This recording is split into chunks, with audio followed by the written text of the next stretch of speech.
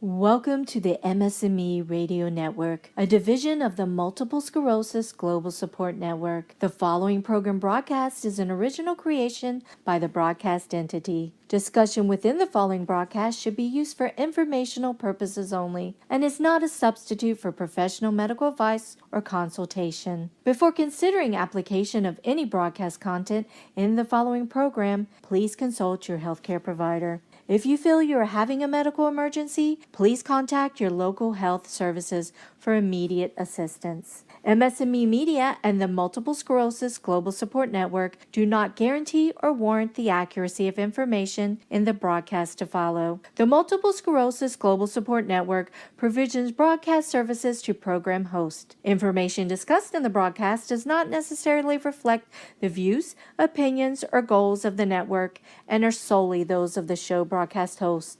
Should you wish to host a broadcast, please visit our website at msmemedia.com and submit a request to become a program host. We thank you for listening to the MS&Me Radio Network. Enjoy the show. Hello, and welcome to another episode of MS Gamers Hut. And I'm your host, Ted Michael. I hope you got a chance to try out some of the games I reviewed last week. I just want to know, did you build anything, any new worlds to play in? This week games are first FPS, or first-person shooter games. First-person shooter games is a video game genre centered around guns and other weapon-based combat in a first-person perspective. That is, the players experience the action through the eyes of the protagonist. The genre shares common traits and other shooter games, which in turn makes it fall under the heading of action game. The first game, Nova Legacy. NOVA is an acronym for Near Orbital Vanguard Alliance. Nova Legacy is an awesome game that has every single thing that you'd expect to see in a Nova game, such as top-of-the-line visuals, immersive gameplay, and of course a captivating story. This is a fantastic game that delivers a full-fledged shooting game experience that players can enjoy in the comfort of their on their mobile device. When you get into Nova Legacy for the first time, you'll be taken through a series of tutorial missions that have been designed to teach new players the basics of the game. The tutorial missions are really in-depth, and they'll teach you all you need to know about playing the game properly, such as how to shoot weapons, how to switch between weapons, how to use grenades, how to utilize equipment that's already on the field, how to navigate effectively, and pretty much every other thing that you'll need to know in order to play the game. On to the actual gameplay. Nova Legacy is nothing short of exceptional. The game comes with a full-fledged campaign in which players get to play as Cal Warren, as he tries to his best to defend his comrades and the entire world against the alien invaders. It's worth mentioning that some of the levels in the campaign can feel rather tedious because there's a lot of moving around and not that much combat, but these are few and far between. So overall, the campaign delivers an exciting experience. The true highlight of Nova Legacy definitely has to be its multiplayer. The game features a full-fledged class system, and unlike previous Nova games, there's actually a progression in the multiplayer. You'll get to unlock new weapons, equipment, character classes, and a ton of other stuff as you progress through the game. The maps in multiplayer are also a delight to play because of how unique they all are, and on top of all this, the game's multiplayer also comes with a variety of different game modes, each with its own unique rules. The variety of games modes is probably the best thing about the game's multiplayer, because it ensures that players always have something new and fresh to look forward to. In terms of visual, Nova Legacy delivers the same top quality graphics that you'd praise previous Nova games so highly for. The weapons look spectacular, and the character designs are top tier. The textures are highly detailed, and the special effects are breathtaking, and the aliens look genuinely creepy. The game is free to play, but it has its fair share of microtransitions, through which players can get their hands on in-game content through real-world money. Overall, Nova Legacy is an incredible immersion first-person shooter that definitely lives up to all the expectations. The next game I'm going to talk about is Modern Combat 5 Blackout. Gameloft's Modern Combat series, like the Call of Duty and the Battlefields before it, is usually a tale of two games. On the single-player side, an action-packed adventure with a fantastical story typified the experience, while multiplayer is a fast-paced endeavor that with plenty of fragging accomplished with some sort of progression system. Modern Combat 5 Blackout fits the bill on the single-player side, but does a great job expanding the series beyond what's typically been expected on mobile. The multiplayer side, in fact, when it comes to multiplayer first-person titles on a mobile device, at this point there's Modern Combat 5 and there's everything else. Bigger and better is probably the best way to succinctly describe the Modern Combat approaches. Describes how Modern Combat 5 approaches its multiplayer. Maps are larger and feature more multi-leveled arenas, as well as more places to hide and prepare for battle. There are 4 classes now, each with their own weapons to unlock and ability trees to invest in. For example, the Heavy uses shotguns and grenade launchers and can be trained in damage reduction, while the Sniper can be trained to launch decoys at multiplayer. There's enough variety in terms of traits and level selection that makes each class variable in multiplayer.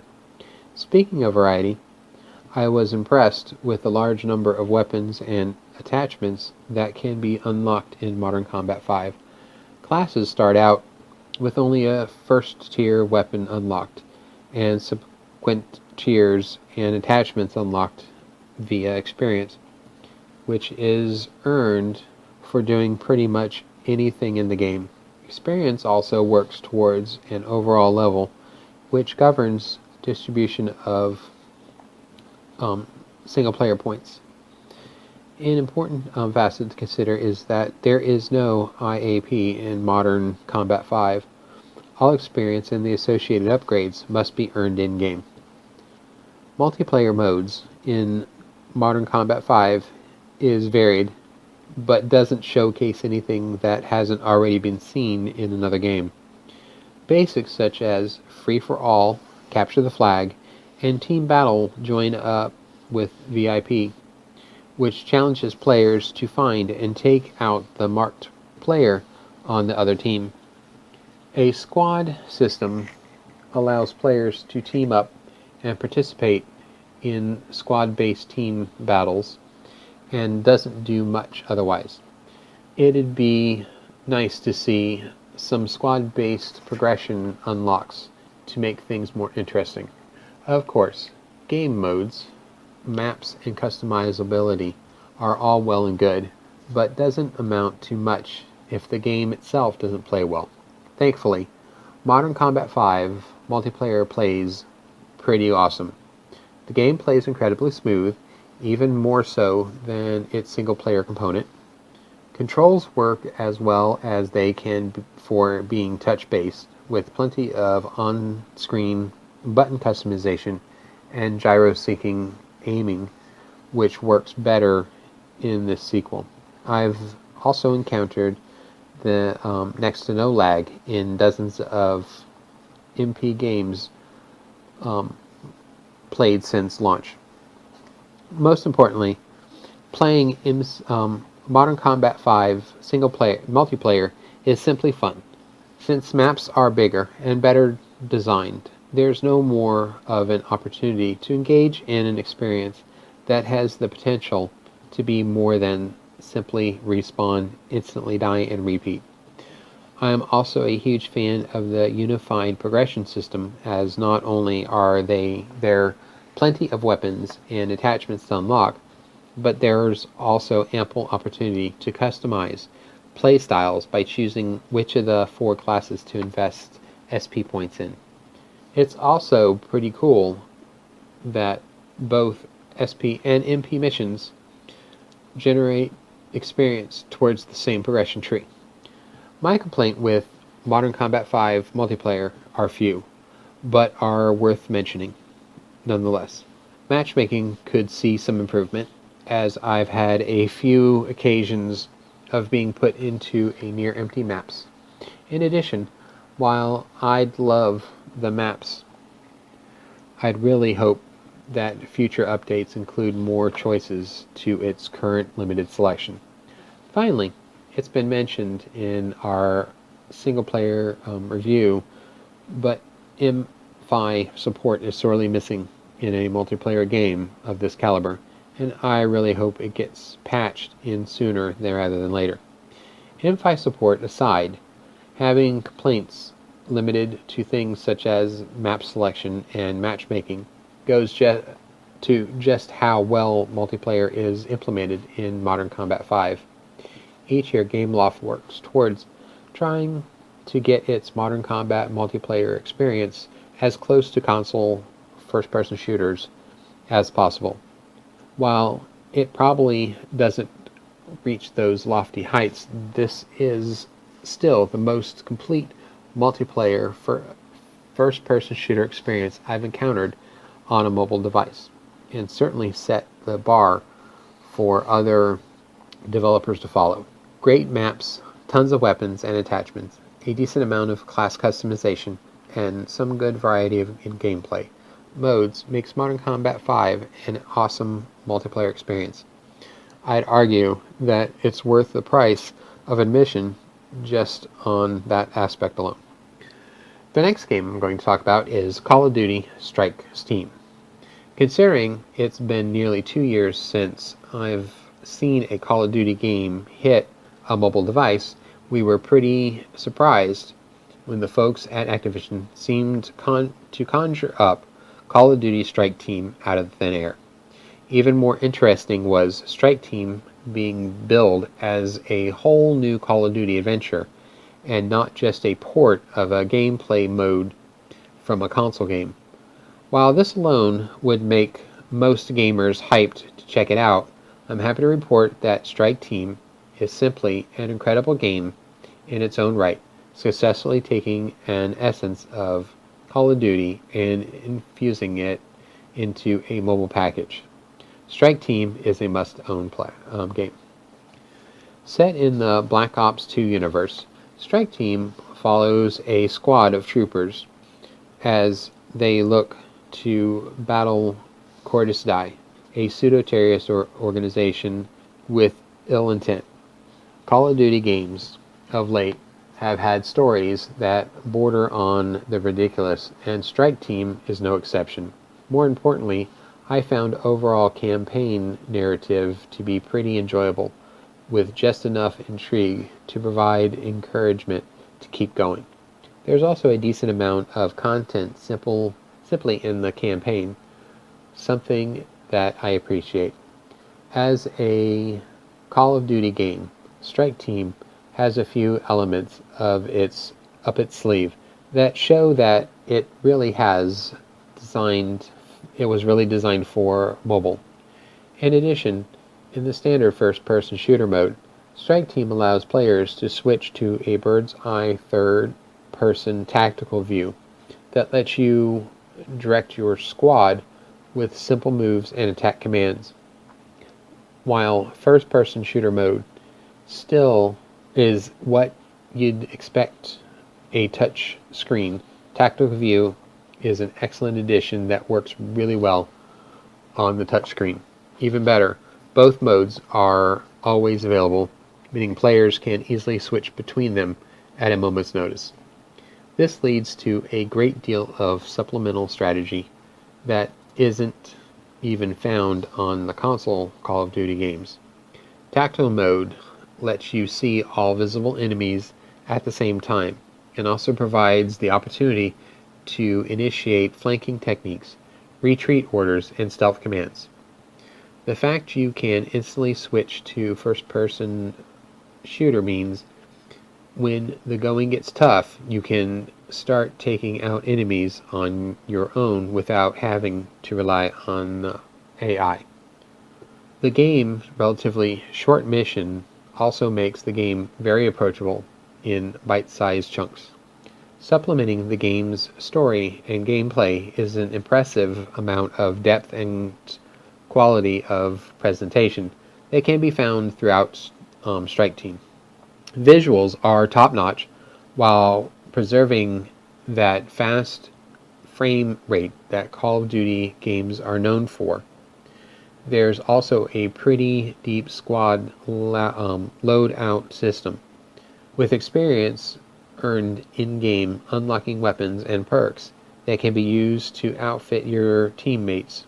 In typical series fashion, the game does a great job of doling out experience for a lot of different actions. Survival mode and social networking hooks around out the features, but supplementing the game's campaign with additional replayability. However, to my delight, Strike Team does a great job of liberally awarding tokens based on mission completions, leveling, and excelling in survival mode. Items and tokens are also awarded for playing consecutive games, and the game's challenges also provide another avenue to earn tokens. After a decent amount of gameplay, I think Strike Team's AIP is actually pretty fair and pretty much unnecessary. There's a lot of to love with Strike Team, but I think the most important thing it nails is the simple feeling of playing a Call of Duty game. Levels are filled with explosions, story cutscenes mimic the console feel, and there's enough variety in locations to showcase the nice visual engine. Sure, the first-person shooter controls are a little tough, but a host of control options, along with optional auto-aim, go a long way towards assisting players when popping baddies. Otherwise, this really is a Call of Duty game miniaturized for mobile devices, with a pretty awesome tactical mode included.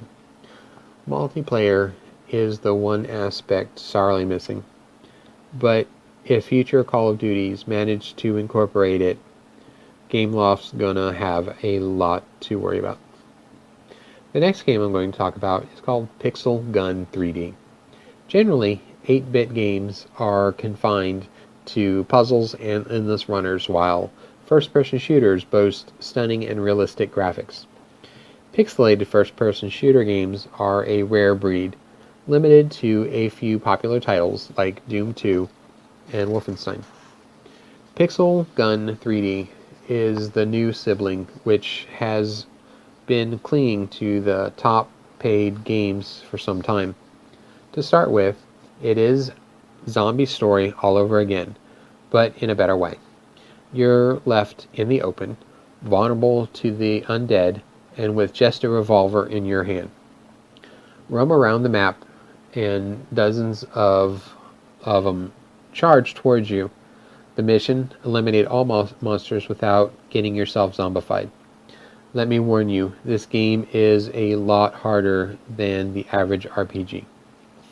The arenas are cross-connected and strategically designed, with multiple areas of interest, reminding us of the classic Counter-Strike. Move tactically, collect power-ups, and shoot to kill. The game is extremely flexible, with dozens of maps, like shooting range, prison, hospital, pool, soccer grounds, and street. A huge collection of weapons include axe, knives, gun-like pistols, shotguns, Uzis, and AKs. Plenty of power-ups like ammo, weapons, life, and hidden gems, with a variety of villain-like zombies, ghosts, dogs, cut heads, spiders, slendermen, dolls, and birds. Quite a handful. Pixel Gun 3D provides two modes. In survival mode, take out everyone and proceed in maps until you become one of them. The multiplayer mode lets you rub your first-person shooter skills with others locally or overseas. Here, you have unlimited lives, but the ones who reach 10 kills first is declared the winner. The graphics, of course, is 6-bit type, but not as crude as some other games like Super Brothers Sword and Sorcerers. Sound effects are great, and so are the controls. In-app purchases can help you restore your health, fill your clip, get more weapons, or even resurrect you with a cup of elixir. Execution-wise, absence of headshots is a real disappointment as far as I am concerned, though many zombies are headless and others two-headed. A single bullet to blow up brains always gives you a rush. I really miss that in Pixel Gun 3D. Also, a map or even a radar system like in Dead Trigger would be appreciated. A unique thing about the game is that it comes with a free skin maker for PC edition of Minecraft. I'm not sure why, but if it is intended to clock more purchases, it is certainly working well. After all this clutter, let me come to the final word. Pixel Gun 3D is a harder and more addictive first-person shooter game than the lot, but absence of headshots and eye-popping visuals will surely be missed. So if you're okay with the block world, this is one game that should not be missed. The next game I'm going to talk about is Doom Classic. The original Doom is one of those games that everyone has either played or at least heard of. Thinking about how old Doom is now, the original was released in 1993. I wonder how it would age, especially compared to other shooters now populating the app stores like Eliminated and Modern Combat Sandstorm. But the founder and Doom creator, John Cormack, must have had the same thing on his mind when prepping the mobile device re-release. His tweaks and changes allow a whole new generation of gamers to experience the Martian horrors that made him a superstar in the video game industry. Doom Classic is exactly as I remember it, as a space marine stuck on a Martian hellscape. You simply run through stages, busting everything in your path with a satisfying, powerful weapon, and pick up colored keys in order to get through the corresponding door, hopefully inching towards the exit. It's a very simple game, but the pacing of Doom still works. You enter room after room filled with monsters of growing ferocity, as well as numbers. The challenge ramps up perfectly. Doom Classic includes 4 episodes, 3 classics, and 1 new chapter. All are unlocked from the beginning, which is smart because it's not like Doom Classic tells a cohesive story. Not only can you hop in and out of stages, but if you don't want to deal with the first few episodes, you can easily skip to the later stuff with the bigger monster and bigger guns. Doom Classic also offers multiplayer over local Wi-Fi. You can either play competitively or cooperatively with up to 4 players. Doom Classic is modestly updated for the mobile device. Visual and audio elements are similar to the original, but with some nice cleanup work. id Software really did a great job of maintaining the fidelity of the original material. Longtime fans will likely appreciate that what was not broken has not been fixed. However, if these graphics just look too old school and clunky for you, there's always Doom Resurrection, which pulls its visual style from Doom 3. The controls are really where Doom Classic shines. There are different options that incorporate both touch and tilt controls, allowing for a solid amount of customization.